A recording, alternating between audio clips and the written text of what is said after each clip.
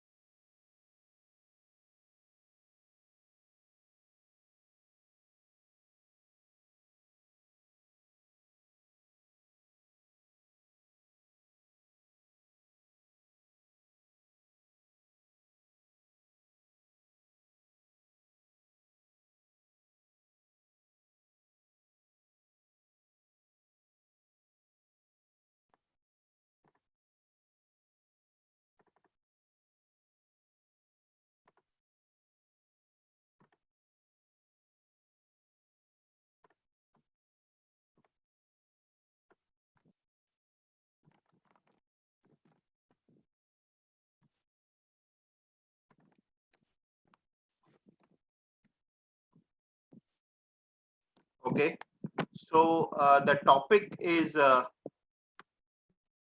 modifiers, and frankly speaking, I don't think that this topic is. I mean, grammar as such is important from CAT's point of view. Particularly for past 5 years, the way CAT questions are coming, I don't see that grammar questions will come in CAT. Yeah, of course, the pattern has changed, but the pattern has changed for me, according to me. It has to do with the time duration only and not with the format of the paper.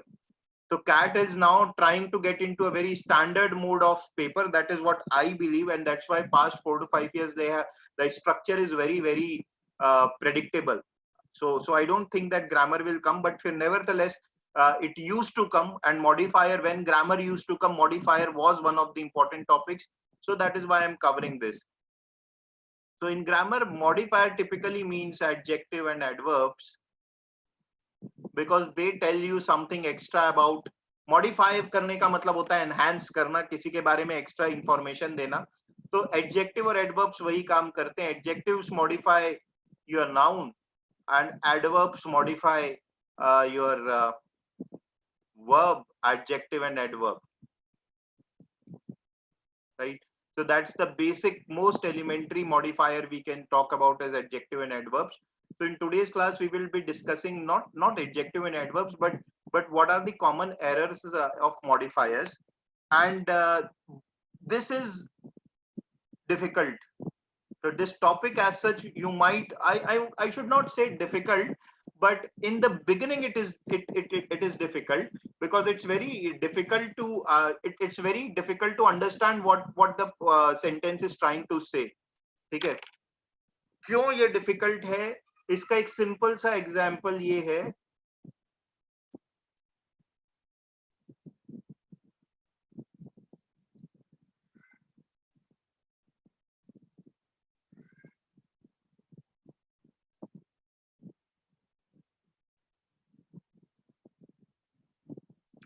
शुरू में हमें समझ में नहीं आता, सब एक ही जैसी चीजें बोल रही है, ऐसा लगता है. most elementary example which I can think of. So the meaning of the three sentences, right? So I'm sure you can get the meaning of the two right, but एक sentence ऐसा है जिसका meaning आप सबको बताने में थोड़ा सा दिमाग लगाना पड़ेगा, ठीक है? So anybody who wants to speak and tell me the three meanings.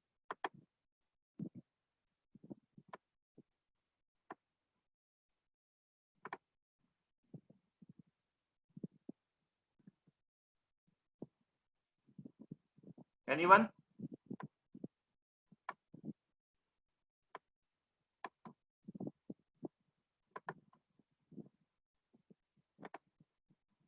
Okay, ठीक है. अमन.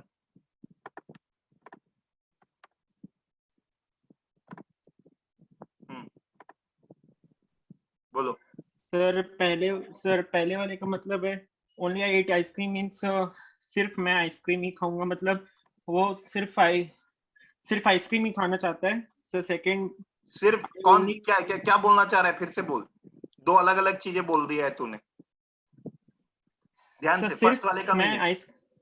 सिर्फ मैं आइसक्रीम ही खाना चाहता हूँ। नहीं नहीं, फिर से गलत. सिर्फ मैं आइसक्रीम ही खाना चाहता हूँ या सिर्फ मैं ही आइसक्रीम खाना चाहता हूँ, दोनों अलग अलग चीजें. क्या बोल रहा है ये? सिर्फ मैं आइसक्रीम खाता हूँ। हाँ हाँ हाँ सिर्फ मैं आइसक्रीम हाँ खाता हूँ। हाँ. अपना ही को है कंट्रोल में रखिए. हाँ हिंदी में भी हम गड़बड़ हाँ करते सर, हैं, ठीक है? हाँ सर। राइट. तो मेरी हिंदी उतनी अच्छी तो नहीं है, बट फिर भी मतलब नॉट दैट कि मेरी इंग्लिश राइटिंग अच्छी है, बट हिंदी और खराब है. सिर्फ मैं आगे का छोड़ देता हूँ, ठीक है? सेकंड वाला. मैं सिर्फ खाता हूँ आइसक्रीम।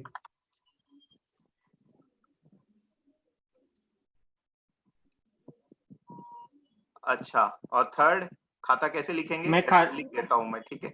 छोड़ दो, गलत होगा, छोड़ देखेंगे. हाँ. और मैं खाता हूँ सिर्फ आइसक्रीम।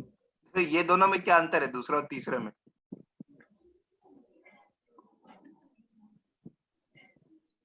अ,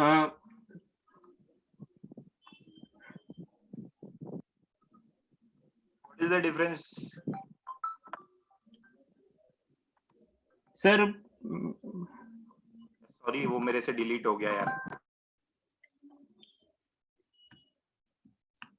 मतलब बता दिया सर। सर डिफरेंस समझ में नहीं आ रहा था।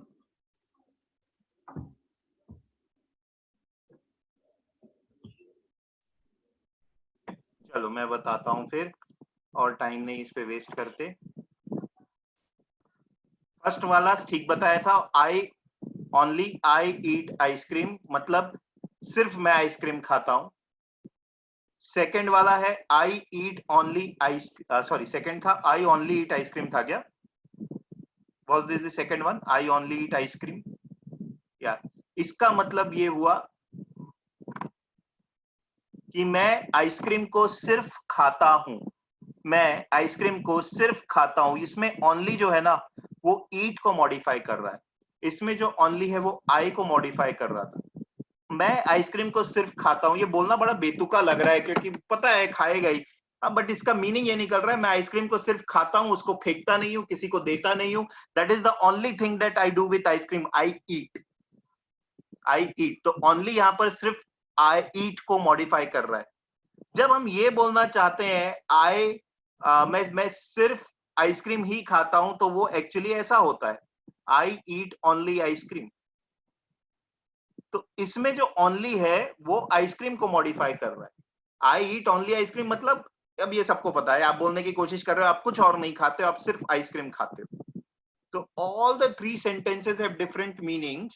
Second one is of course the useless one, but it is very important because this is how we use only. जहां मन लगाता है हम only को लगा देते हैं. You only told me, he only said this, I only eat ice cream. I only eat ice cream का मतलब तो मैं आइडियली ग्रामर के हिसाब से यही निकालना चाहिए कि खाता बहुत चीज है, आइसक्रीम को सिर्फ खाता है और कुछ नहीं करता है. I hope you got the difference between the three things.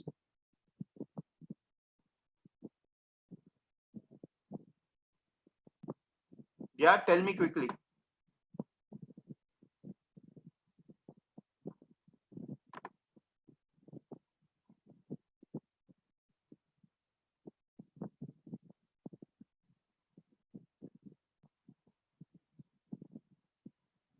Okay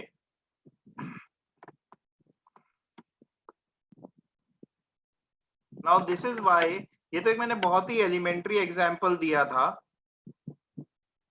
और भी एग्जांपल मैं आपको दे सकता हूं। आपको देखने से सब ऊपर ऊपर सही लगता है यार गलत क्या है, सब ठीक तो है, बट जब सोचने बोला जाए तब गलती का एहसास होता है। Now imagine you sitting in the exam and a question like this come and it says you correct the error, error को सुधारो, इसमें क्या है।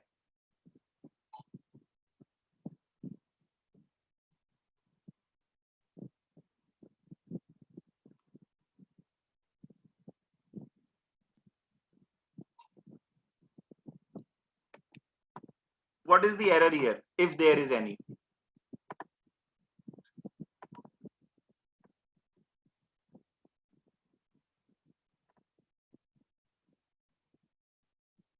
तो करेक्ट सेंटेंस क्या होगा?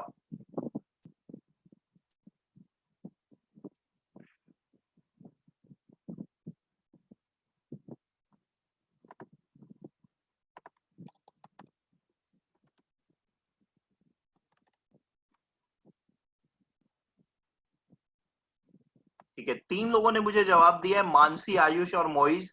So all you three are right. Anyone else who will try to give the answer? Yeah, it seems सही है सब इसमें।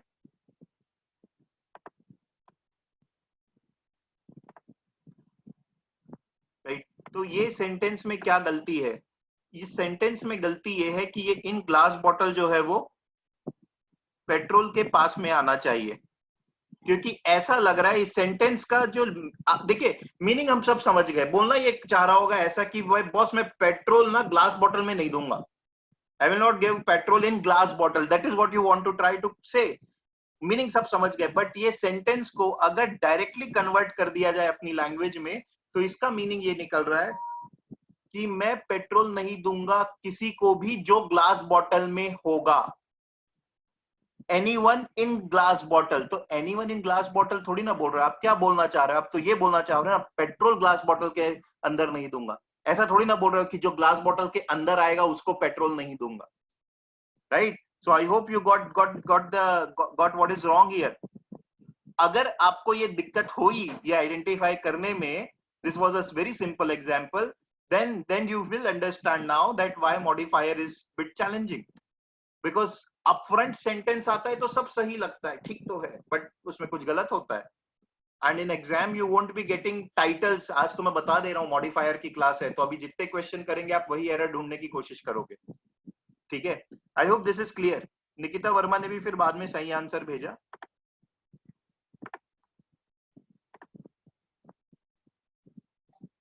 यस और नो?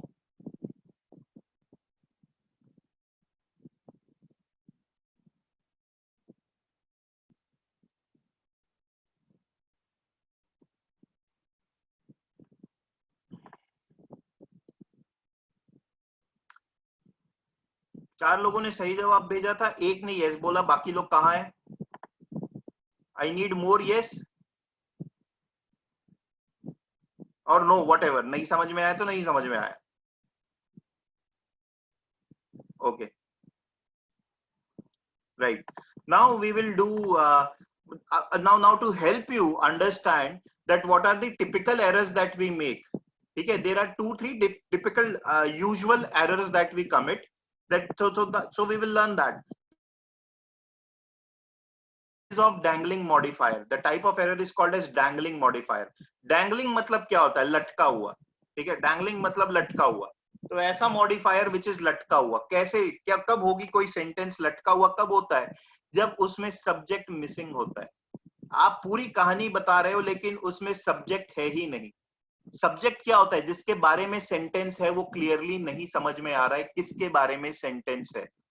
ध्यान रखेंगे, सब्जेक्ट फॉर्म का मतलब या तो साफ साफ नाम लिखा हो किसके बारे में सेंटेंस है, क्लियरली समझ में आ रहा हो, या फिर सब्जेक्ट फॉर्म ऑफ प्रोनाउंस होने चाहिए, आई, वी, ही, शी, ऐसा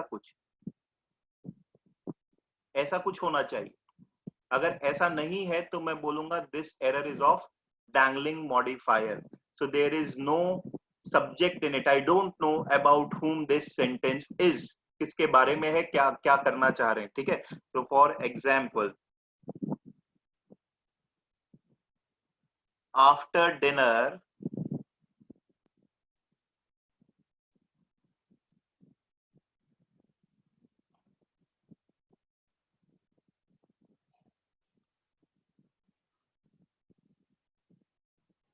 yeah.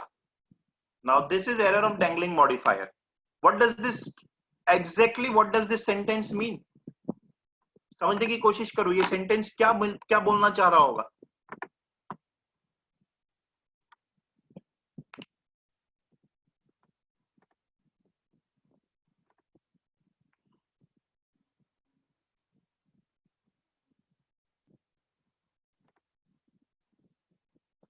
ठीक है, आयुष क्या बोलना चाह रहा है वो, डॉग को वॉक पे लेके जाना है, ठीक है, डॉग को वॉक पे लेके जाना है डिनर के बाद. किसके डिनर के बाद, किसके डिनर के बाद?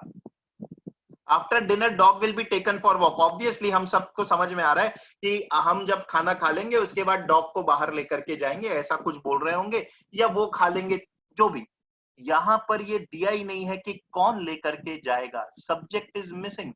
The sentence is confusing, like the previous sentence which said that I will not give petrol to anyone in glass bottle. Grammatically it is correct, but it is confusing.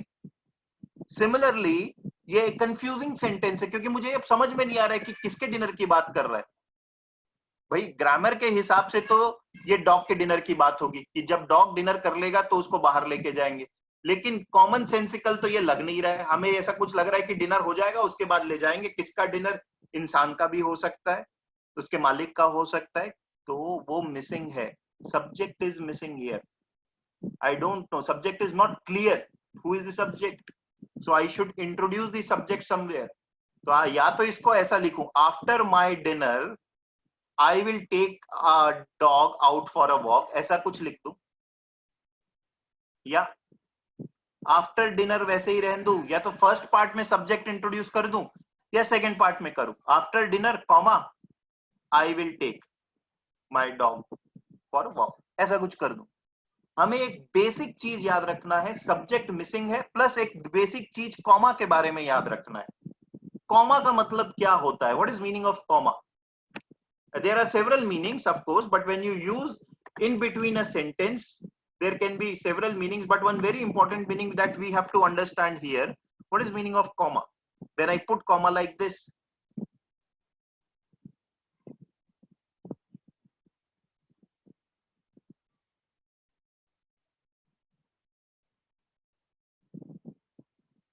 नहीं Ayush, breaks a sentence in two parts, वो तो बहुत ही common वो हो गया.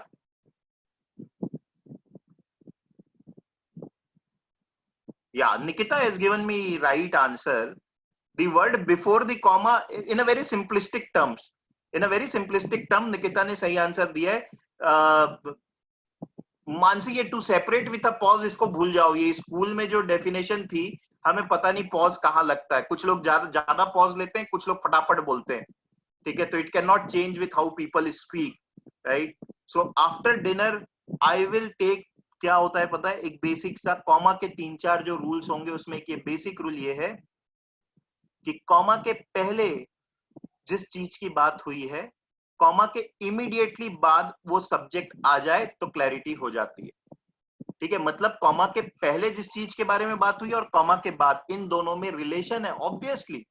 अब आपको एकदम क्लियर लग रहा होगा. So what I am trying to say is, if a subject is not given in the first part of a sentence, suppose comma वाला sentence है, first part में subject नहीं है, तो comma के immediately बाद subject आना चाहिए, because इसका relation है comma के पहले जो बात बोल रहा है उससे. that is one rule of one of the rules of comma. Of course there are other rules, जैसे कि आप एक किसी चीज के examples देते हो, तो for example लिख करके a, b, c ये भी कर देते हो. ये भी एक रूल होता है. रूल यानी एप्लीकेशन होता है. एक एप्लीकेशन ये भी होता है, I am from Raipur, comma the capital of Chhattisgarh, comma. इसके बाद मैं अपने बारे में कोई इंफॉर्मेशन दे सकता हूं. फर्स्ट सेंटेंस में क्या था? मैं अपने बारे में इंफॉर्मेशन दे रहा था, फिर रायपुर आया, रायपुर में कॉमा लगाया और फिर बोला कैपिटल ऑफ सीजी। तो आप देखो कैसे अप्लाई हुआ, अभी जो बात हुई थी वही, कॉमा के पहले जो वर्ड है, कॉमा के बाद जो चीज आ रही है वो उसको रिफ्लेक्ट करती है। फिर ये कॉमा को क्लोज कर सकता हूं मैं, और फिर यहां पर जो बात लिखूंगा ये किसको रिफ्लेक्ट करेगी, ये मेरे को रिफ्लेक्ट करेगी। That's a very basic rule. या फिर हो सकता है सीजी को भी रिफ्लेक्ट करने के लिए मैं कुछ कॉम्प्लेक्स सेंटेंस बना दूं, दोनों चीजें हो सकती है, that depends.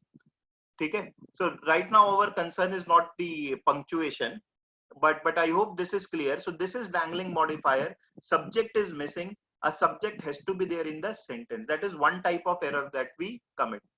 Second type of error that we commit is squinting modifier, error of squinting modifier, right? Now for example wo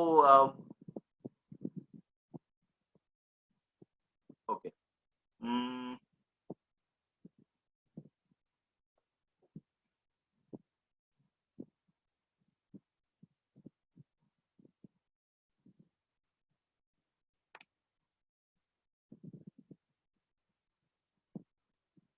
infuriates का मतलब एंगर होता है, एंगर लिख लेता हूं, एंगर्स मी गलत लगेगा थोड़ा, ठीक है, बट ठीक है। स्पीकिंग फास्ट इंफ्यूरिएट्स मी, क्या बोलने का मतलब है इस सेंटेंस का?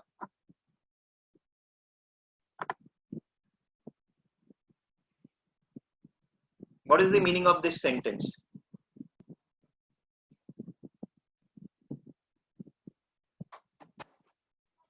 आयुष ने तो, मैं कभी सोचा भी नहीं था ये भी मीनिंग हो सकता है, ये बिल्कुल नहीं है। स्पीकिंग फास्ट इंफ्यूरिएट्स मी,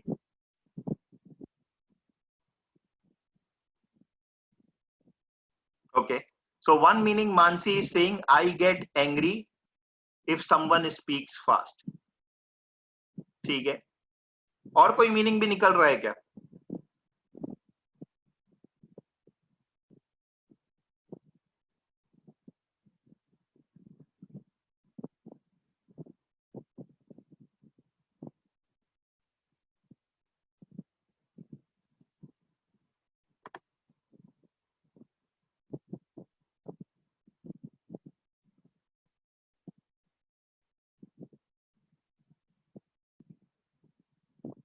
ना ना कोई नहीं, ठीक है। तो एक देखो इसके दो मीनिंग निकल रहे हैं, मेरे मेरे कंस्ट्रक्ट पे मत जाओ, क्योंकि यहाँ पे इंफ्यूरिएट से बेटर मेरे को कोई और वर्ड, मेरे ख्याल से मैं फ्रस्ट्रेट्स लिख देता तो ज्यादा बेटर होता, ठीक है, बट उसमें मत जाओ। इसके दो मीनिंग निकल रहे हैं, ठीक है। ये आप दिक्कत क्या हो रही है, स्क्विंटिंग, स्क्विंट का मतलब क्या होता है? स्क्विंट मॉडिफायर मतलब, स्क्विंट का मतलब क्या होता है, किधर देख रहा है नहीं पता। अब दिक्कत ये है यहां पर, ये फास्ट स्पीकिंग को देख रहा है या फ्रस्ट्रेट्स को देख रहा है नहीं पता। मतलब दोनों मीनिंग निकल सकती है। मीनिंग ये भी निकल सकती है कि तेज बोलने से मुझे गुस्सा आता है, फास्ट बोलने से, तेज का मतलब यहाँ पे फास्ट, फास्ट बोलने से मुझे गुस्सा आता है। या दूसरी मीनिंग ये भी निकल रही है कि बोलने से मुझे फास्ट गुस्सा आता है, बोलने से मुझे कोई बात करता है तो मुझे गुस्सा आता है, कोई मीनिंग निकल रही है, because I don't know what this fast is trying to say. So it depends upon your comprehension skills now. Now also we come to understand that why comprehension can be tricky, why author tries to say something and people understand something else, right? So again error, because I don't know which of the two I you want to say. मैंने सोच लिया कि ये बोल रहा है कि कोई बोलता है तो इसे तेजी से गुस्सा आता है, बट आप बोलना ये चाह रहे थे कि तेज बोलने से आपको गुस्सा आता है। There is a hell lot of difference between the two things, so you need to get it correct. या कॉमा कैन फिक्स इट, ठीक है, बट कॉमा के साथ कुछ और कंस्ट्रक्ट भी होगा। तो ये होते हैं स्क्विंटिंग मॉडिफायर्स। अच्छा, अब आप सोचो ये कितना प्रैक्टिकल टॉपिक है, and I don't think school में ये पढ़ाया गया। And this is the most practical topic, according to me, because when you will write something, these are the types of mistake we commit. So हम तो सोच के ये लिख रहे हैं कि हमारे दिमाग में जो बात है हम उसको सही तरीके से पेश कर रहे हैं, बट सामने, क्योंकि आपने मॉडिफायर का एरर कर दिया, सामने वाले ने कुछ और ही मीनिंग निकाल लिया, ठीक है। So for example, another thing I will show here, what kind of mistake we commit.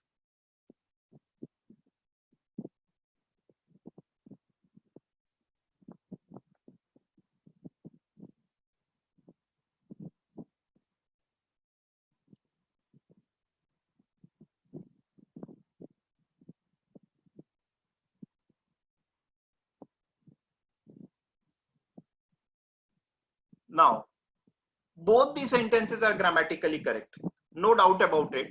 तो मैं आपसे ये नहीं पूछ रहा हूं कि कौन सा सही है, बता, दोनों सही है, बट दोनों की मीनिंग अलग अलग निकल जा रही है और बिल्कुल अलग अलग निकल जा रही है. बस एक आई और मी को कहां लगाया हूं उससे. Can anybody tell me?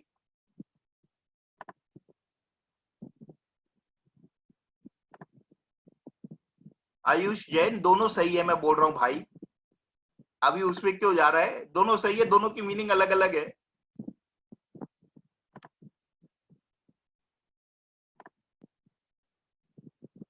Okay, अच्छा, you can tell. Oh sorry sorry sorry. ठीक है ठीक है, एक मिनट आयुष, मैं म्यूट कर रहा हूँ. हाँ ठीक है, ये लो, बोलो आयुष. हाँ सर फर्स्ट सेंटेंस में है कि उस लड़की से राहुल बात करेगा, मैं नहीं, और सेकंड है राहुल विल, एक मिनट, हाँ, सही बोला, एकदम सही बोला. सेकंड आगे बढ़. सेंटेंस फॉर फर्स्ट सेंटेंस है कि Rahul will talk to her rather than I, यानी कि मेरे जगह, मतलब मैं नहीं बात करूंगा, राहुल बात करेगा बहुत उस बढ़िया. लड़की से, और हाँ, सेकंड में है कि राहुल मुझसे बात नहीं करेगा, उससे बात करेगा. बहुत बढ़िया. अब बताओ, पहले वाले सेंटेंस में Rahul will talk to her rather than I बोलने की कोशिश कर रहा है, राहुल बात करेगा, मैं नहीं करूंगा उससे बात, यानी राहुल और मैं एक टीम में. दूसरे वाले सेंटेंस में Rahul will talk to her rather than me, मतलब राहुल मेरे से बात नहीं करेगा, उससे बात करेगा, मतलब राहुल और मैं आप ऑपोजिट लग रहे हैं. Just by misplacement of one I and me, right? So this is called as misplaced modifier. गलत जगह पर लगा दिया. जो वो पेट्रोल वाला एग्जांपल था, वो भी misplaced modifier का था, right? So this is misplaced modifier. So I'm placing my modifier at a wrong place and that is creating confusion. तो आप बोलना ये चाह रहे थे कि राहुल नहीं, मैं नहीं, राहुल उससे बात करेगा. मान लो आप ये बोलना चाह रहे थे और आपने सेंटेंस में मी लिख दिया, तो कोई तो बिल्कुल ही अब समझ जाएगा, कुछ ऑपोजिट ही समझ जाएगा इसका, आप जो बोलना चाह रहे थे उसके. ठीक है. So this is misplaced modifier. The third type of error we commit, we do not place the adjective या modifier या adverb that we want to suggest close to the actual verb or noun for that matter, right? So these are some of the common mistakes that we commit. Let us solve the questions, right? So I am giving you, you all have sheets, right? तो question number 1 से 15 आप लोग सब attempt करो. मैं आपको 10 minute का time दे रहा हूं. एक चीज का ध्यान रखेंगे, कोई भी सेंटेंस लिखने का बहुत सारे तरीके हो सकते हैं, तो इट्स नॉट नेसेसरी कि आपका सेंटेंस और मेरा सेंटेंस अलग अलग भी हो सकता है. तो don't get into the verification mode, otherwise class खत्म नहीं होगी. अपन एरर्स ढूंढ लेंगे और मैं एक सही सेंटेंस क्या हो सकता है वो बता दूंगा. ठीक है. तो giving you 5-7 minutes time to solve all the 15 questions and then we will discuss.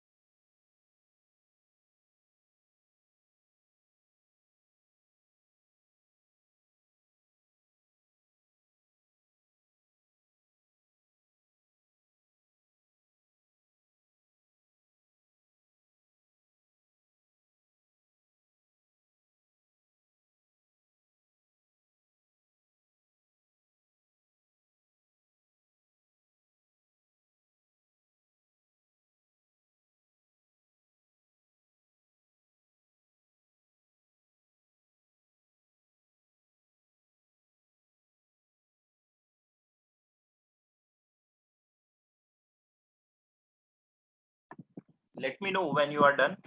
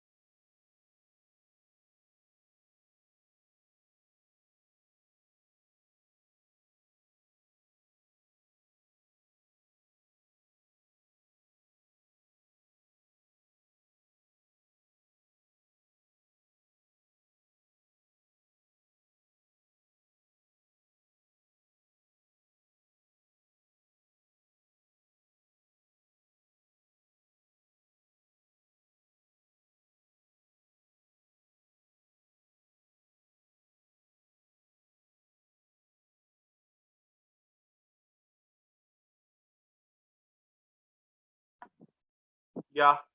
So only one person has said done. What about others?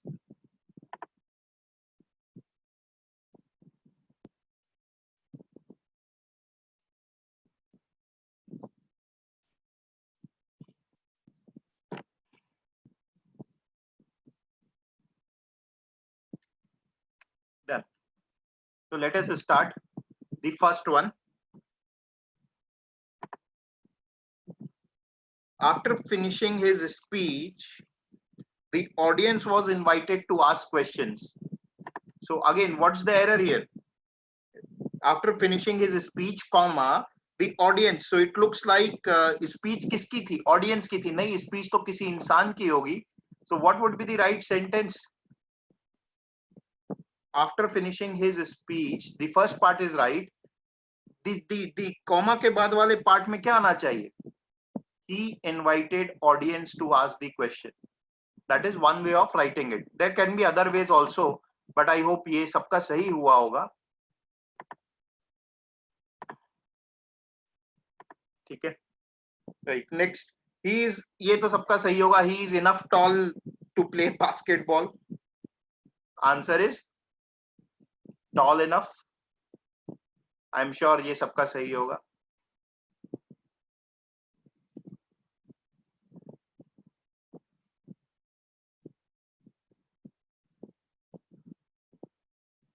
Yeah. Next, third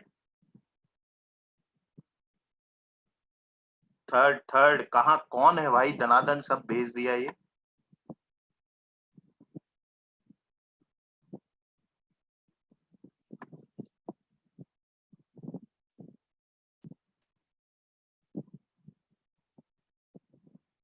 okay. Scarcely सब सही है. देन के जगह व्हेन आएगा. Scarcely के साथ then नहीं लगता, स्कार्सली के साथ व्हेन लगता है. ठीक है. Right. So please remember, scarcely has I reached the station when the train left. Right. So then is wrong usage there. When is the right usage? This is one grammatical construct that we need to remember. Scarcely के साथ when.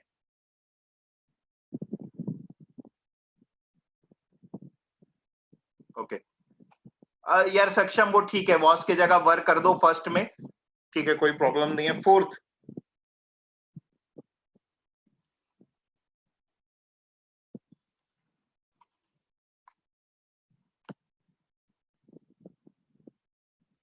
Okay. So all of you have, I think वो सही निकाला होगा.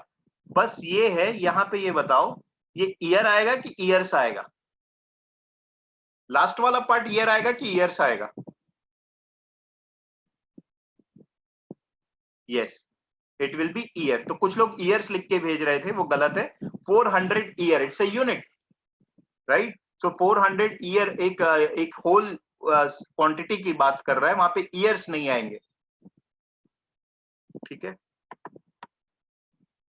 तो अभी हमने जो 2-3 किए, मतलब third, second, third, fourth, second तो मिसप्लेस्ड मॉडिफायर था, first was a dangling modifier, third and fourth was a grammatical mistake, even fifth is a grammatical mistake.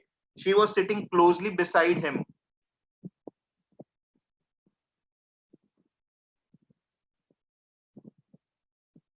Fifth, all correct भी बोल सकते हो, if any है, जरूरी नहीं है कि सब में कुछ एरर हो। मोइस besides कहां से होगा? besides का मतलब in addition to होता है, besides का मतलब in addition to होता है, besides नहीं होगा।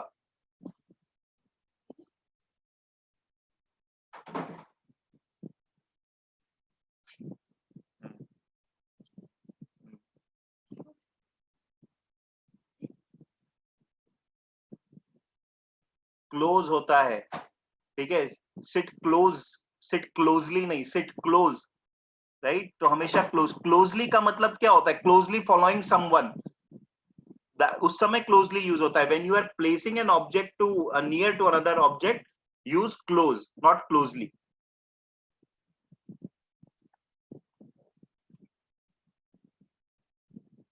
Sixth,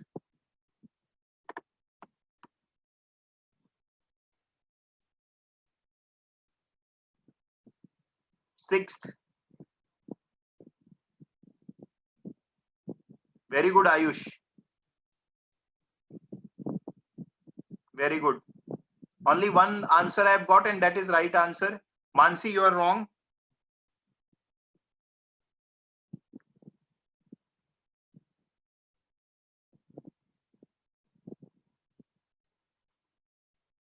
There is no error in it. Things are fine. No error. Having ruled since 6th century, कब से रूल करते आ रहे हैं? पास्ट टेंस में बात कर रहा है, ठीक है, नॉट पास्ट कंटिन्यूअस। मानसी आप पास्ट कंटिन्यूअस लगा रहे हो, हैव बीन रूलिंग, वो नहीं है, ठीक है। पास्ट टेंस में having ruled since 6th century, कब से रूल कर रहे हैं उसकी बात कर रहा है। कॉमा के बाद सीधा आया द प्रेजेंट एम्परर। मैं गलत हूँ, मैं गलत हूँ, गलत हूँ, गलत हूँ, गलत हूँ, गलत हूँ, ठीक है, लेट मी करेक्ट। मैं दूसरा क्वेश्चन देख करके बता रहा था। ओके होल्ड ऑन, जैसे ही पढ़ा ये गलती दिख गई मुझे।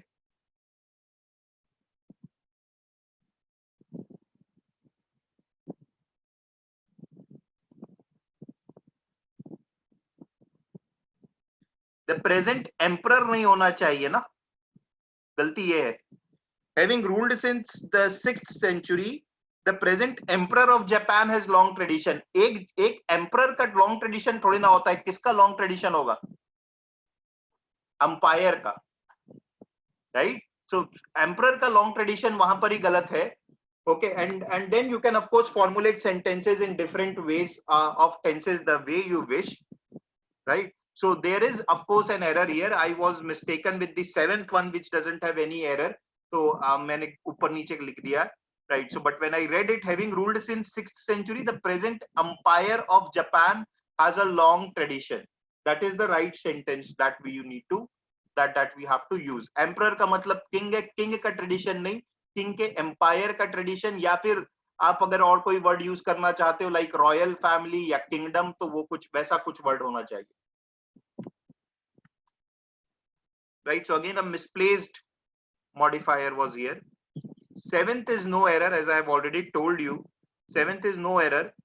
Built on 230 acres, और कॉमा के इमीडिएटली बाद कौन सी चीज 230 एकर्स में बनी है वो बता दे रहा है, द पैलेस ऑफ उदयपुर, या तो पैलेस ही बन सकता है, ठीक है। So this is 7th is absolutely right, there is no error in 7th. 8, इसमें एरर है ऑफ डैंगलिंग मॉडिफायर, सेंटेंस में सब्जेक्ट मिसिंग है या गलत जगह पर लगा दिया है। Adopted by favourably family, comma high society was entered by Angela, ऐसा लग रहा है कि हाई सोसाइटी को अडॉप्ट किया गया था। अडॉप्ट किसे किया गया होगा? एंजेला को किया गया होगा, तो कॉमा के बाद आना चाहिए था Angela. Adopted by favourably family, Angela entered the high society. This would have been the correct sentence. ठीक है.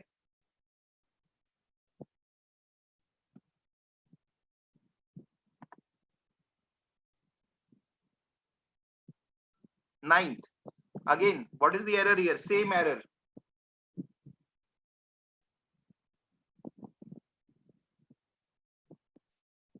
Yeah, Ayush, you are correct. Yes, Moise, correct. क्या एरर है? अनमोल ठीक है. Unaccustomed to work late in the office, it was difficult for him to adjust in his new environment. हम ऐसा लिख सकते हैं. यहाँ पे फिर से मिसिंग है कि किसको डिफिकल्टी हो रही थी, वो पार्ट मिसिंग है. ठीक है. Unaccustomed to working late in the office, it was difficult for him. हम ऐसा लिख सकते हैं, या फिर और बेटर कंस्ट्रक्ट होगा, कॉमा के बाद ही unaccustomed to working late in the office, he found it difficult to work in his new environment. तो ही जो है वो डायरेक्टली बताने लग जाएगा, कॉमा के पहले जो बात बोली है अनएकस्टम्ड था वो लेट तक के वर्क करने में, तो ये ही should be placed immediately after the comma. So let us keep this rule as the binding one जहां जहां पर हो सकता है. ठीक है. 10th,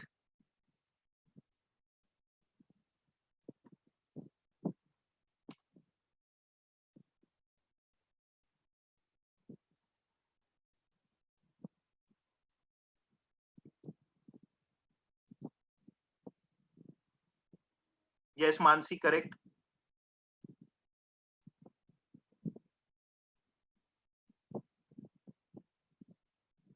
सबका सही है जितने लोगों ने आंसर दिया है.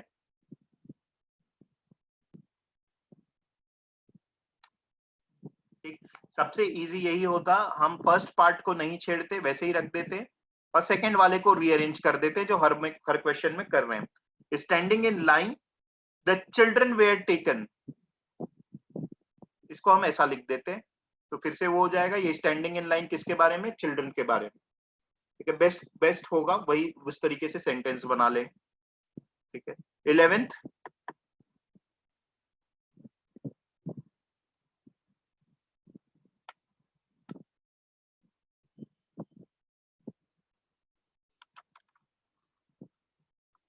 wounded by an Asian's bullet while he was watching a play at the Ford Theatre, comma death came to Lincoln. Comma के बाद डेथ, कॉमा के पहले वाली चीज डेथ के बारे में है क्या कि किसी इंसान के बारे में है? There is error, there is definitely an error, there is definitely an error. First part has the subject perfectly fine, subject तो है, बट इसमें कॉमा के बाद क्या चीज आनी चाहिए? लिंकन आना चाहिए, right? wounded by an Asian's bullet while he was watching a play at the Ford Theatre, comma Lincoln died, comma के इमीडिएटली बाद लिंकन आना चाहिए. ऐसा लग रहा है, नहीं तो कॉमा के बाद डेथ को रख रहा हूं तो डेथ के बारे में फर्स्ट पार्ट दिया हुआ है. The first part of the sentence is not about death, it is about Lincoln. He was watching the play. तो फर्स्ट पार्ट का सब्जेक्ट इज लिंकन, कॉमा के बाद उसके बारे में ही मुझे बताना चाहिए. ठीक है. 12th,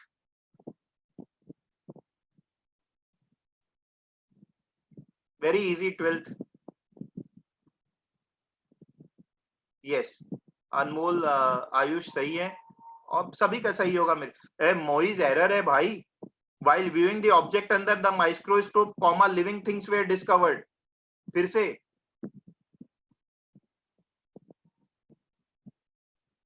या Diana should come immediately after the comma. कौन कर रहा है वो एक्शन?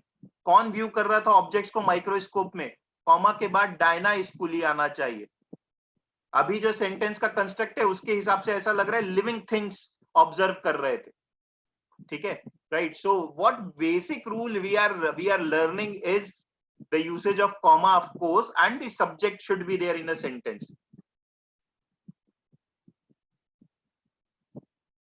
Thirteenth,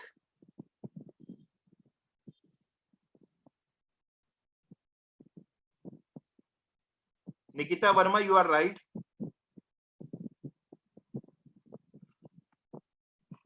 आयुष, कार्तिक गलत हो, एक बार ठीक से देखो.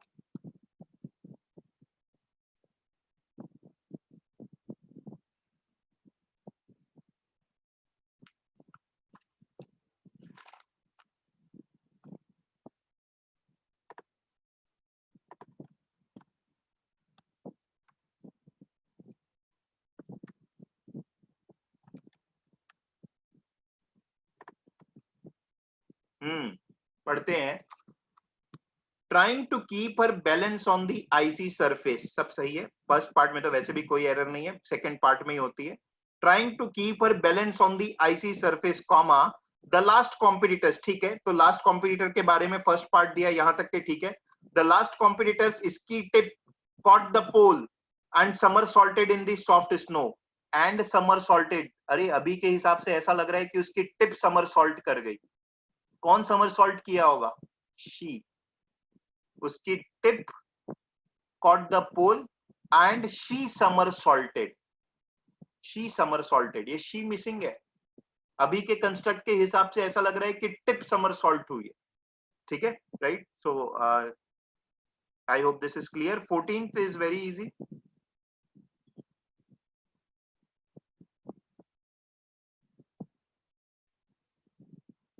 Yeah, in London, yeah, many people eat in Chinese restaurants।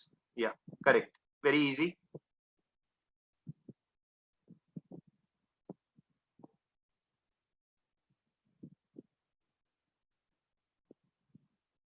Where 15th also easy।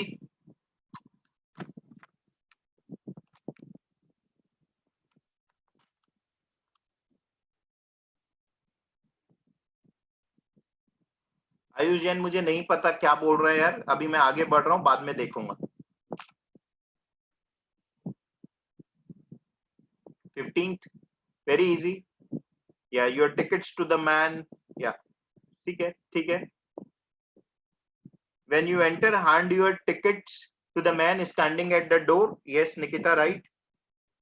Please hand your tickets to the man standing at the door। वो कंस्ट्रक्ट ऊपर नीचे कर दिया है, इजी क्वेश्चन, ठीक है। चलो नेक्स्ट 16 to 21।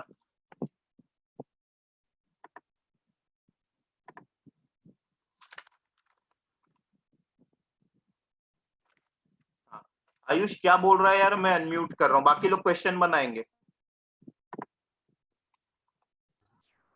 सर 13th में इनटू द सॉफ्ट स्नो क्यों होगा? इनटू द सॉफ्ट स्नो मतलब आईसी सरफेस में था, उसकी टिप जो है वो पोल में फंस गई and she somersaulted into the snow, somersault कर गई स्नो में। और क्या होगा?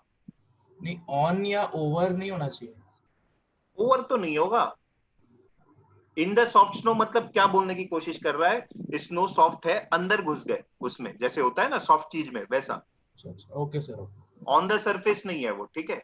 ओके। ओके, हाँ।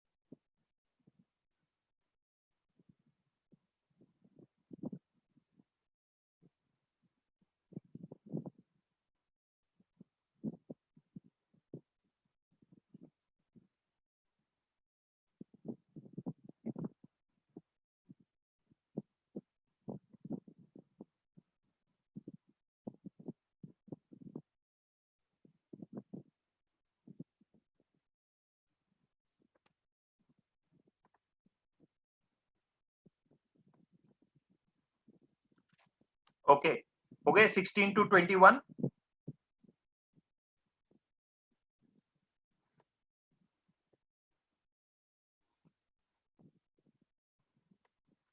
सिद्धांत पांडे ऐसे एक एक आंसर मत भेजो, मुझे समझ नहीं आएगा, जब मैं डिस्कस करूंगा तब भेजना, ठीक है?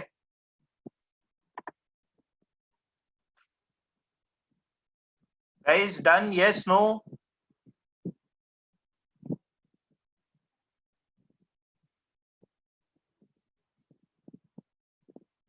Okay 16th answer.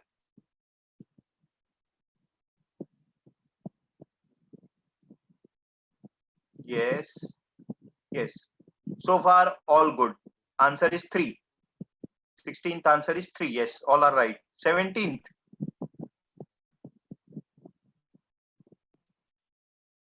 Yeah, easy 2. Yes. 18th. ये गलत होगा, कुछ का हो सकता है यानी.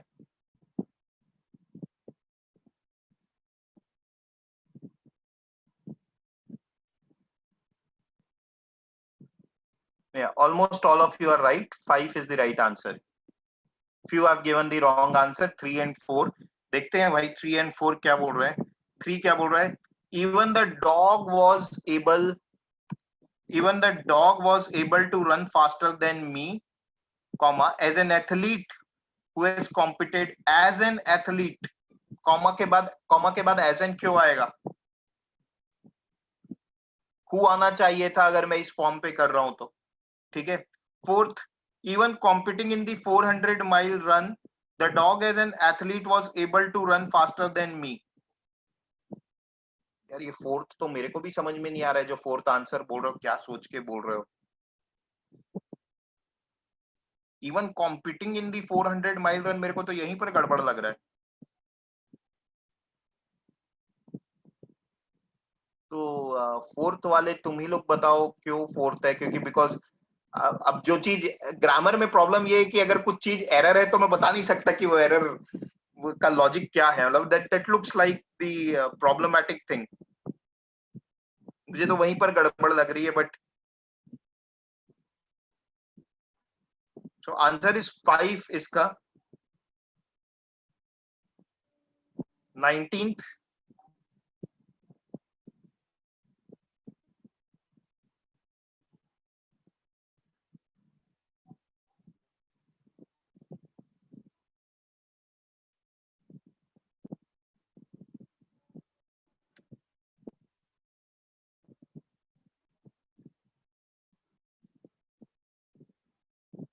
भाई गजब ही कर देते हो तुम लोग का. ठीक है, 19th का answer is 5, right? Few people are saying 3. The water was used to extinguish the fire sparkling with flames. भैया स्पार्कलिंग फायर तो स्पार्कलिंग विथ फ्लेम्स रहेगा ही रहेगा, उसमें क्यों लगाना है? प्लस थर्ड वाले सेंटेंस में हाउस वाला चीज जो है वो गायब ही है. Fifth gives me the complete thing कि house was sparkling with flames. आग कहाँ लगी थी? घर पर लगी थी, ठीक है? फायर के आगे स्पार्कलिंग विथ फ्लेम्स लगा के कौन सी बहुत ज्ञान की बात कर रहे हैं? That will sparkle with flames any which way, ठीक है? So answer is 5. Water sparkling with flames हो नहीं सकता. सेकंड किसी ने बोला था water cannot sparkle with flames. 20.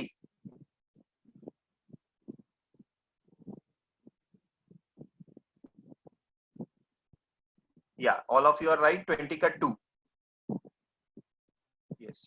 21.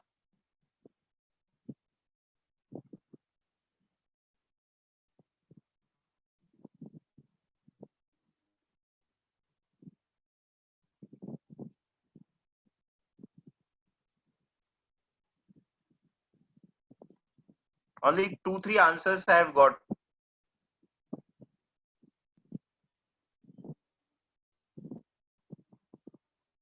Okay. So many people are giving me answer as 1, which is wrong answer, of course. 1 का मीनिंग देखो, तुम्हें हंसी आएगी. 1 का meaning, I bought a new computer for my father, which everyone in the house now uses. बोल तो सही रहा है, मतलब तो यही बोलना चाह रहा होगा कि एक नया कंप्यूटर अपने पिताजी के लिए लेके आया है और उस कंप्यूटर को सारे लोग यूज करते हैं. बट फर्स्ट का मीनिंग क्या निकल रहा है? I bought a new computer for my father. सही है. Which everyone in the house now uses. ये विच किसके बारे में है? फर्स्ट सेंटेंस में विच किसके बारे में? फादर के बारे में। तो ऐसा लग रहा है मेरे फादर को सब घर में यूज कर रहे हैं। विच जिसके बारे में होगा उसके पास लगाएं, दैट इज मॉडिफायर का एरर। विच किसके बारे में है? कंप्यूटर के बारे में है ना, तो कंप्यूटर के पास में उसे लगाओ, राइट? तो आंसर इज थर्ड, राइट? तो ध्यान रखेंगे ना, मॉडिफायर जिसके बारे में है उसके पास उसे लगाना है, फादर के बारे में नहीं, कंप्यूटर के बारे में। तो 21 का करेक्ट आंसर इज 3।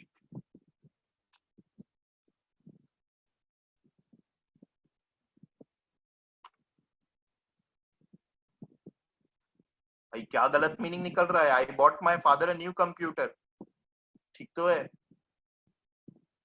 इसमें गलत मीनिंग तो पता नहीं, कुछ नहीं लग रहा है मेरे को। खैर ठीक है, बोलना बोलना ये चाह रहा है कि फादर के लिए नया कंप्यूटर लिया है, ठीक। Next 22 to 25।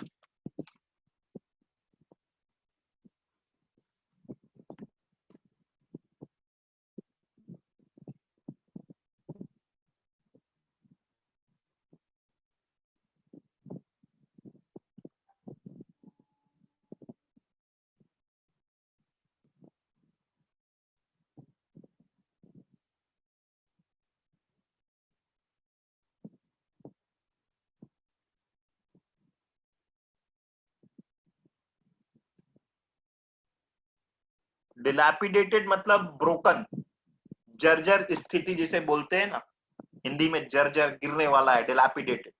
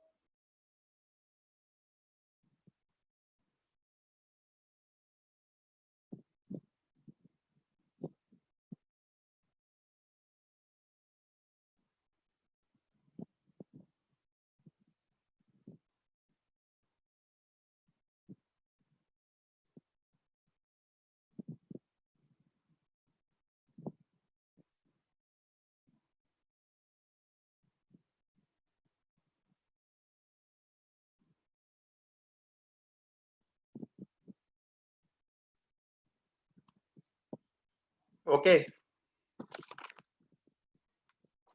22 आंसर। क्या करना क्या है हमें? Choose the sentence that is grammatically correct, the sentence that is grammatically correct, that we have to choose.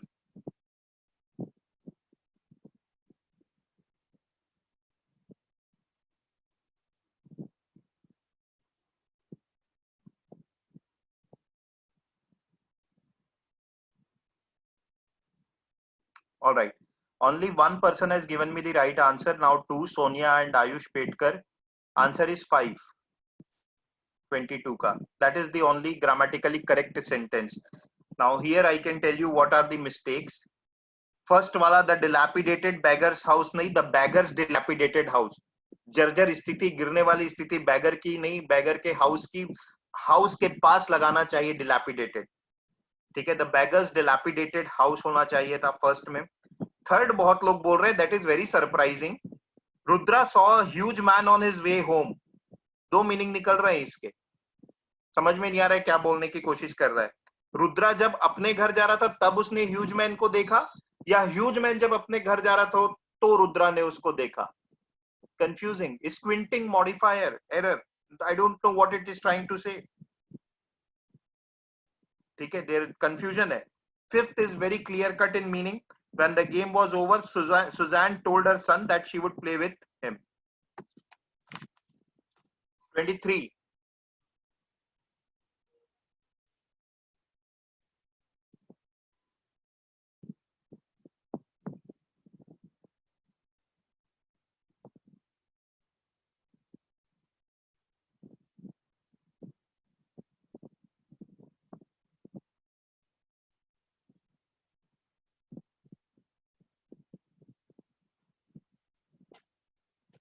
नहीं, सबका गलत है, सबका गलत है, तुम लोग को कुछ समझ में नहीं आया।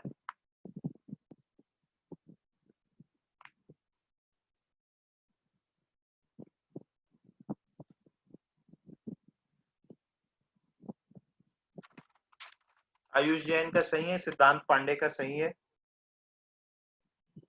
बेटा एक बात बता, फिफ्थ इतने लोग बोल रहे हैं fifth, to eliminate the errors the paper needs to be rewritten, पूरी class back to square one, because you are still thinking that after dinner the dog will be taken for a walk is right sentence. पूरी class का कोई मतलब ही नहीं रहा, कहानी खत्म। Fifth वाले में कोई सब्जेक्ट नहीं है, कौन पेपर को रीराइट करेगा? Missing, there is no subject at all. To eliminate the errors, I need या ही नीड्स या she needs, whatever the subject needs to be there.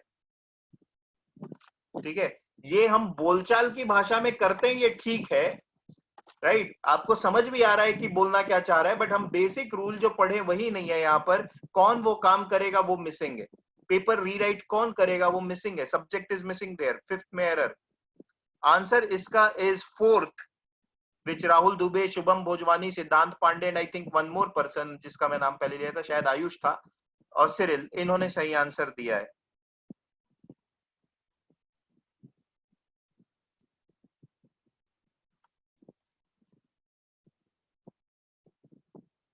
ठीक है, अब देखते हैं क्या क्या एरर है ताकि ये थोड़ा क्लियर हो। फर्स्ट में, floating down the river comma the police saw the corps.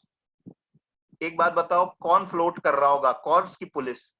Logically क्या लगता है? कॉर्प्स फ्लोट कर रहा होगा ना, तो पुलिस को क्यों लगा रहे हो वहां पर? कॉर्प्स को फ्लोटिंग डाउन द रिवर पे लगाओ। ठीक है, तो that is the error in the first one, police is not floating down, corps will float down. Second तो बिल्कुल ही एरर है, मतलब सेकंड तो पता नहीं क्यों बोल भी रहे थे, I do not even get the meaning of the second. Manish comma having ये बताओ यार, ऐसा कौन लिखता है? मनीष कॉमा और फिर कुछ किया, फिर कॉमा द डॉक्टर। अबे ये जब दो कॉमा के बीच में कोई चीज लगती तो ये तो इररेलेवेंट होती है, इसको स्किप करके सेंटेंस पढ़ो, ग्रामेटिकली सही होना चाहिए। मनीष द डॉक्टर, ये क्या क्या हुआ लिखने का? तरीका ही नहीं हुआ। Understand, when a particular thing is written between the two comma, this is additional information about a thing that is written before a comma. When a particular thing is written between two commas, this is simply an additional information, which of course is modifier of a thing that is written before the comma. ये इसको मैं हटा भी दूंगा तो भी sentence grammatically सही होना चाहिए. मनीष द डॉक्टर, ये क्या है, यहीं पर खत्म हो गया.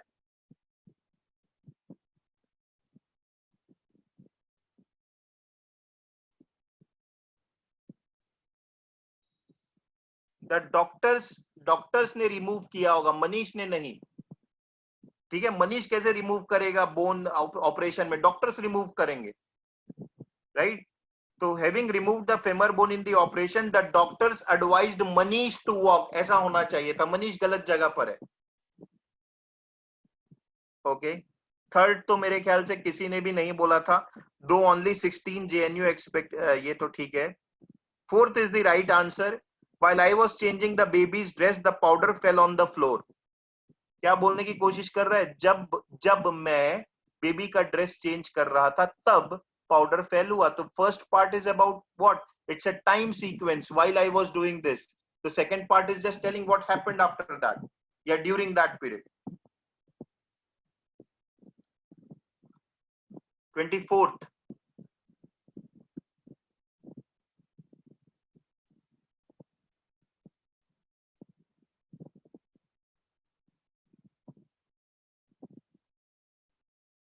Yeah, fifth is the right answer. Four people have given me the right answer. Third is not the right answer, and that is where modifier becomes difficult. Being a rainy day, comma, I decided to stay indoors. ऐसा लग रहा है मैं एक rainy day हूं. आप क्या बोलते हो, being a student, I should not do this, right? ये सही कंस्ट्रक्ट है. आप एक स्टूडेंट, आपको ऐसा नहीं करना चाहिए. यहां पर क्या लग रहा है, being a rainy day, I decided, मैं एक rainy day हूं. हो सकता हूं जो थर्ड बोल रहे हैं, राइट. तो फिफ्थ 4-5 लोगों ने बोला था, they are right. Third is obviously बता दिया क्यों गलत है. 25th.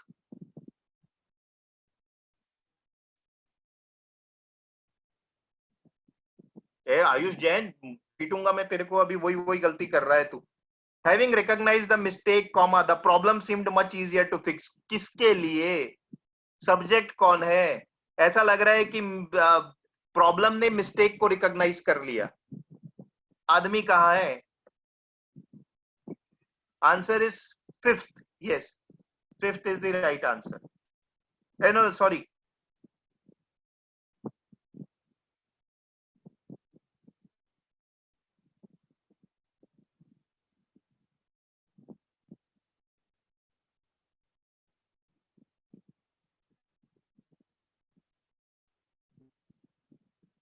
Answer is fourth. As she had applied to 15 colleges, तो बता दिया है किसके बारे में सेंटेंस है, पहले ही अलग तरीके से सेंटेंस फ्रेम कर दिया है. As she had applied to 15 colleges, comma, funds had become problem for Sanjana. क्योंकि उसने 15 कॉलेजेस में अप्लाई किया, इस वजह से फंड्स प्रॉब्लम हो गई. अगर शी फर्स्ट वाले पार्ट में नहीं रहता तो प्रॉब्लम होता, तब सब्जेक्ट ही मिसिंग होता. ठीक है. फिफ्थ में एरर है. फिफ्थ में बाइसिकल कौन सीख रहा है, आपकी नीस की आप. फर्स्ट पार्ट में आई होना चाहिए था. फर्स्ट पार्ट में आई होना चाहिए था. While I was learning to ride a bicycle, my knees got skinned up. चलेगा, ऐसा बोल दो चलेगा. While learning how to ride a bicycle, I injured my knees. चलेगा, बट कहीं पर होना चाहिए कि किसकी इंजरी हुई. ठीक है. That is the reason fourth is right, because as she had बता दिया है किसके बारे में sentence, right? So see, now as the complexity became bit high, हमारे गलत होने लग गए. वो इसके पहले के 5 तो क्या था, एक ही सेंटेंस को 5 तरीके से लिखा था, वो तो बच्चों वाला था, वो सही हो ही जाते हैं, right? So this was difficult and this topic is tricky, so you need to practice. Thankfully we have several questions to practice. हम और थोड़े क्वेश्चंस करते हैं अभी, बाकी आप प्रैक्टिस करिएगा. Let us do 26 to 30. 26 to 35 questions.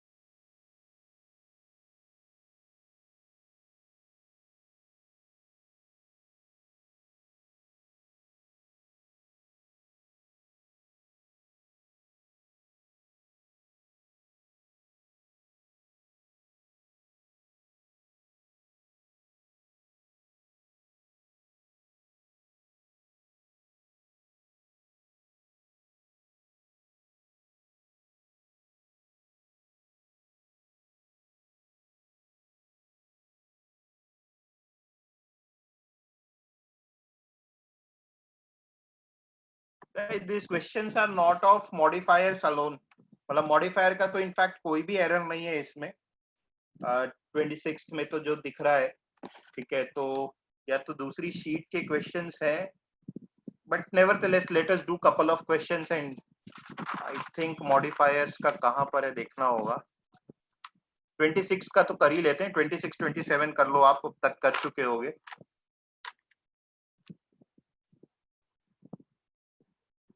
क्योंकि इसमें सिंगुलर, प्लूरल, आर्टिकल सब तरीके की मिस्टेक्स हैं।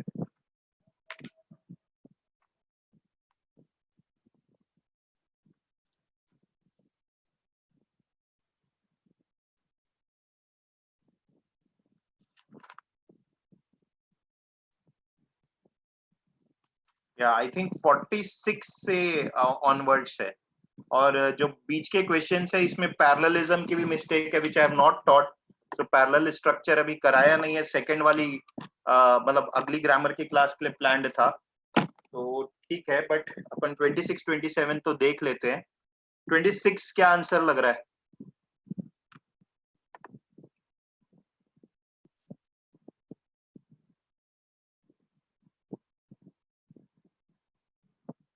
वाह, सबके अलग आंसर आ रहे हैं, ये कैट में छोड़ ही देना चाहिए। ठीक है, whenever you get such kind of grammar questions, better to leave. Answer is fourth, B, C and D. ठीक है, B, C and D are wrong. B में जो है वो पैरेललिज्म का एरर है। Now what parallelism is, very briefly, parallelism का मतलब ये होता है कि सेंटेंस में एक जैसा स्ट्रक्चर रख करके मैं बात करूं। मतलब मुझे ऐसे बात नहीं करना चाहिए, I love to play and dancing, गलत है। बोलूं I love playing and dancing बोलूं, या I love to play and to dance. Similar structure of verb, similar structure of adjectives, जहां भी यूज हो सेम स्ट्रक्चर यूज करूं मैं, ये होता है पैरेललिज्म। तो बी में क्या एरर है मैं आपको बता रहा हूं। Many scholars such as Ray B West Junior have compared its 5 book structure to traditional Englishes 5 Englishes, मतलब पोजीशन फॉर्म आना चाहिए। ठीक है, क्योंकि इसके पहले क्या भी है, have compared its 5 book structure, उसके 5 book structure को किसी और के, तो पोजेशन का कंपैरिजन पोजेशन से होना चाहिए। That is the error. Second form जिससे कंपैरिजन हो रहा है कंपेयर्ड टू के बाद, उसमें पोजेशन फॉर्म नहीं है, उसमें सिंपल एक लिख दिया कि किससे कंपेयर कर रहा है। बट फर्स्ट पार्ट में क्योंकि पोजेशन वाला फॉर्म था, तो सेकंड में भी पोजेशन वाला फॉर्म होना चाहिए। That is the error in B, which is parallelism का एरर। सी में तो एरर है, आर्टिकल मिसिंग है, ड्रामा के पहले आर्टिकल होना चाहिए था, ट्रेजिक ड्रामा के पहले। There are similarities to be drawn between the structure of the novel and the tragic drama. Novel के पहले आर्टिकल लगाए हो, अगेन अ पैरेलल स्ट्रक्चर, तो उसको जिससे कंपेयर कर रहा हूं उसके पहले भी द लगना चाहिए, आर्टिकल, एरर ऑफ आर्टिकल। ठीक है, तो B and C both have errors, देखने की जरूरत भी नहीं होनी चाहिए कि डी क्यों है, सीधा आंसर मार्क करके आगे निकलना चाहिए। ठीक है, तो 26 answer is 4। Let us do question number 46 to 50। This perhaps 46 देखो एक बार, 46 करते हैं बीच के, क्योंकि मुझे सभी लग रहे हैं कि इसमें मिसलीनियस है, all kind of errors are there.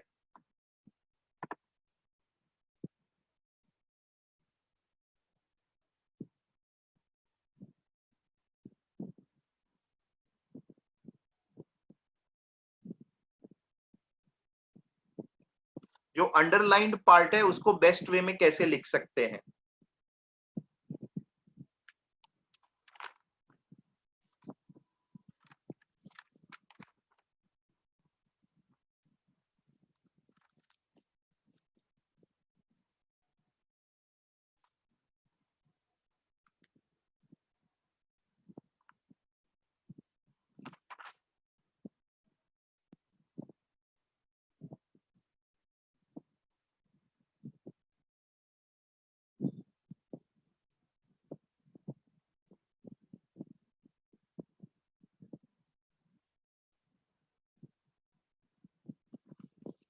Okay, 46 answer.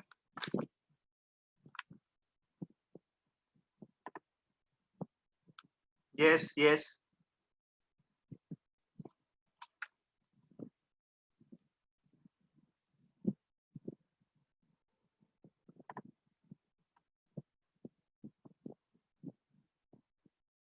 Answer is 2.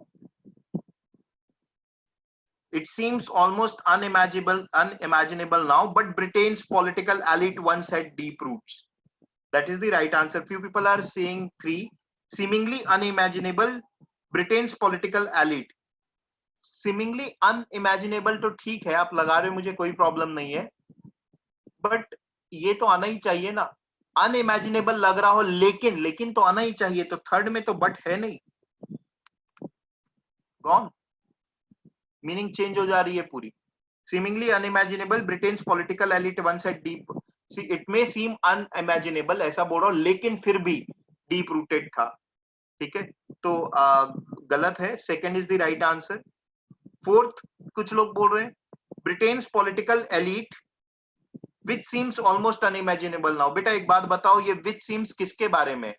Britain की पॉलिटिकल एलिट के बारे में है, या जो सिचुएशन था उसके बारे में बोल रहा है अनइमेजिनेबल था? कि ब्रिटेन की पॉलिटिकल एलिट अनइमेजिनेबल थी? जो भी 4 बोल रहे हैं, किसके बारे में होगा? सोनाली एंड युवराज, ये विच किसके बारे में होगा? ब्रिटेन की पॉलिटिकल एलिट के बारे में, या उस समय की जो सिचुएशन थी वो अनइमेजिनेबल लग रही, वो बोलने की कोशिश कर रहा है? You need to place it with the situation and not with the political elite. किसी पॉलिटिशियन को हम अनइमेजिनेबल थोड़ी ना बोल सकते हैं, वो जिसने जो काम किया उसको अनइमेजिनेबल बोलेंगे. ठीक है. 47th,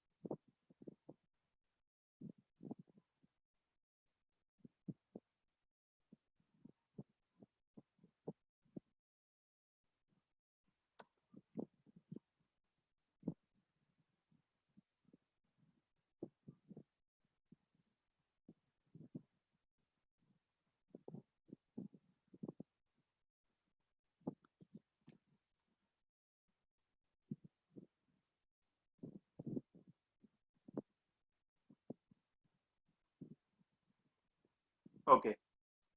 तो अब इसमें 2 मॉडिफायर्स हैं. ठीक है, कौन कौन से 2 मॉडिफायर्स हैं? किसके बारे में बात हो रही है, हम पहले वो समझे. द प्रिमरोज लीग के बारे में बात हो रही है, राइट? बात इसके बारे में हो रही है. इसके बारे में 2 मॉडिफायर्स हैं. एक मॉडिफायर है at its height early last century. एक ये है मॉडिफायर का मतलब, प्रिमरोज लीग के बारे में एडिशनल इंफॉर्मेशन दे रही 2 चीजें. एट इट्स हाइट अर्ली ये वाला पार्ट, लास्ट सेंचुरी, और दूसरा part, the Primrose League was built to foster popular conservatism. ठीक है, तो ये दोनों पार्ट जो है वो प्रिमरोज लीग के बारे में है. तो क्या होना चाहिए? आइडियली प्रिमरोज लीग को दोनों के बीच में आना चाहिए, तभी तो मेरा कंफ्यूजन हटेगा. अब बाकी सब सेंटेंस में कुछ गड़बड़ वही हो रही है. फर्स्ट वाला जैसे कि the Primrose League built to foster popular conservatism, सही है, यहां तक के कोई प्रॉब्लम नहीं है. प्रिमरोज लीग के बारे में होना चाहिए था, built to foster popular conservatism, सही है. कॉमा लगा करके at its height early last century, यहाँ पर ऐसा लग रहा है ये at its height early century popular conservatism के बारे में है, जबकि वो होना प्रिमरोज लीग के बारे में चाहिए, उसके बारे में फर्स्ट पार्ट था. तो फर्स्ट इज रॉन्ग. इस हिसाब से अगर हम देखेंगे तो only 2 options come down, 3 and 5, जिसमें प्लेसमेंट सही है. Now out of 3 and 5, try to read which of the two sounds better.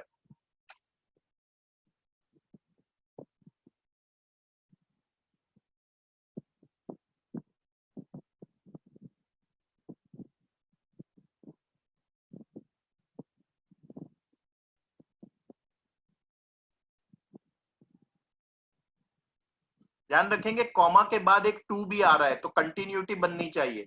Out of 3 and 5, right answer is 5. No, sorry, not 5. Right answer is 3. ठीक है, continuity भी आना चाहिए क्योंकि comma के बाद की चीज भी हमें पढ़ के लगाना है. Right. Okay, 48.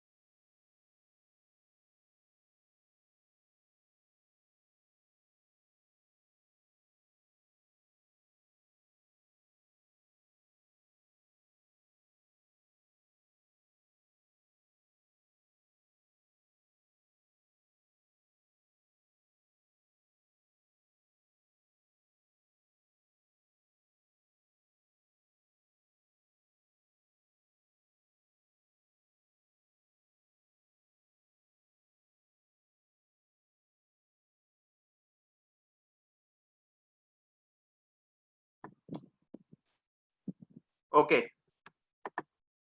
now let us see. The right answer is, there is no change, 1 is the right answer. ठीक है, now अब इस पे देखते जाते हैं हम कि क्या क्या मॉडिफायर्स हैं. Sustained by a trade union movement that at its peak. Okay, तो ये ट्रेड यूनियन मूवमेंट जो है वो अपनी जब पीक पर था तब की बात कर रहा है. उस पीक के समय उस पर 500,000 वर्कफोर्स थे, नहीं, represented about half the workforce, 500,000 इसमें नहीं है. At its peaks, this trade union movement had half the workforce. The party itself was 1 million strong. Now हमें इन मॉडिफायर के क्वेश्चंस में हमें यही देखना होगा कि कौन सी चीज किसको मॉडिफाई कर रही है और वो सब सही जगह पे लगी है कि नहीं. Right? So what is the meaning that it is trying to convey, that we need to understand first, and then we need to place the modifier. So let us try to understand the meaning, perhaps that will give us more clarity.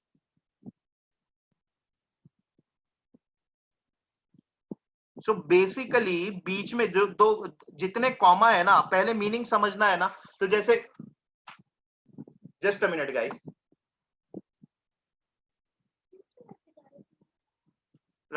तो जब हमें meaning समझना है ना, तो जितनी चीजें दो कॉमा के बीच में पहले इनको हटा दो.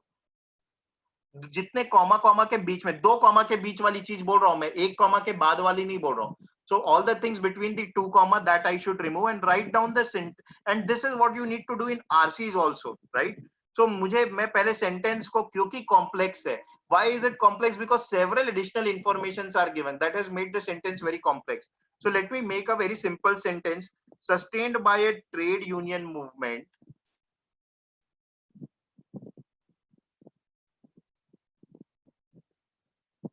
वो दैट के बाद वाली जो चीज है वो उसको मैं हटा दे रहा हूं. Sustained by a trade union movement, the party itself was once. सबसे सिंपल फॉर्म में ये सेंटेंस है.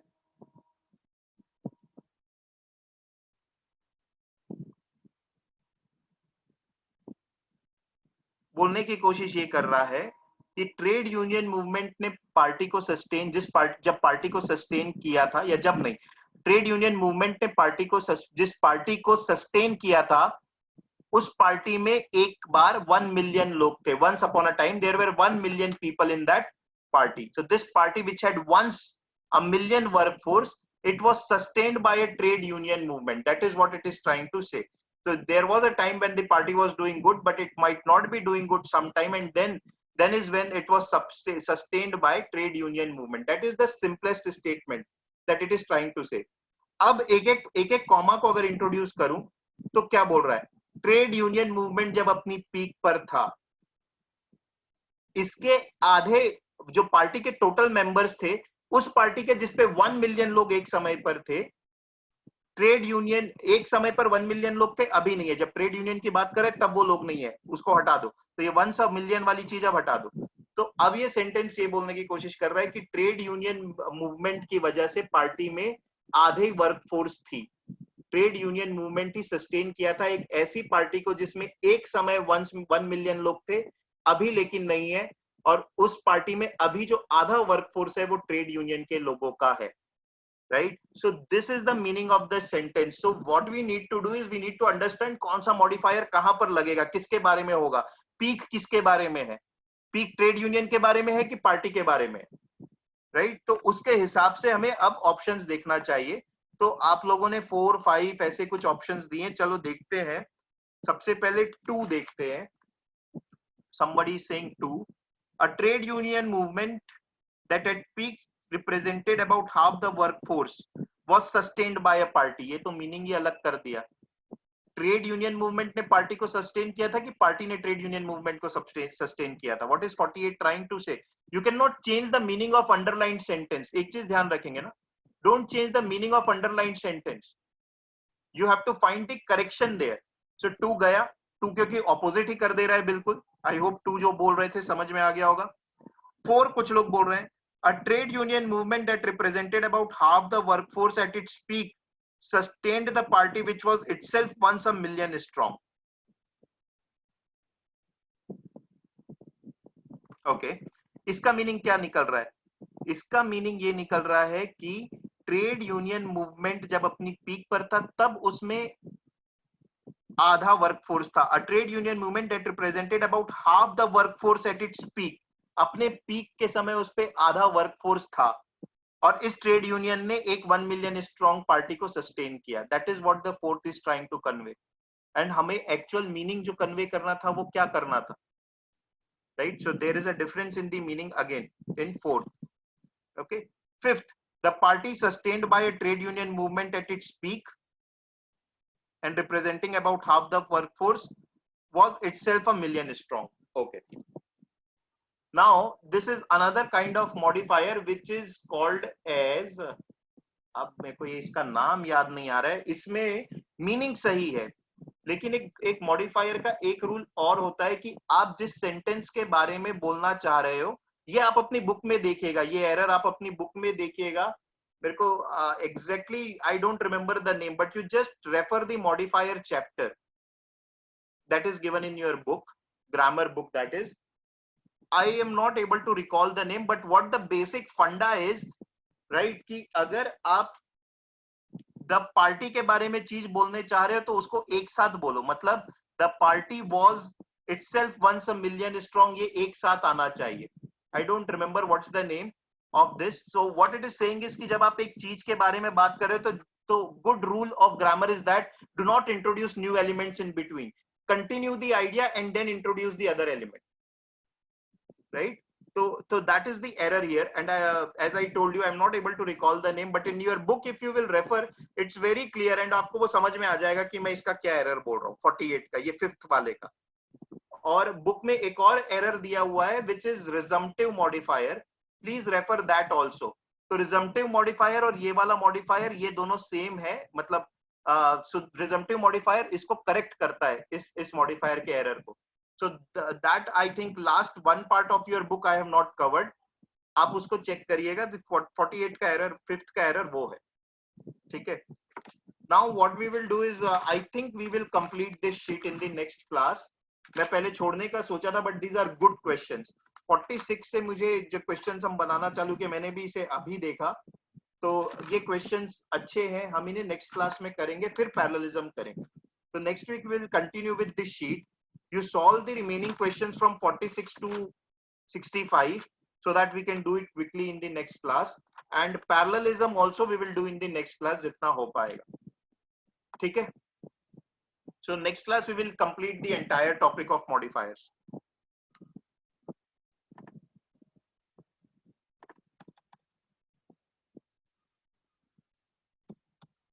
Yeah.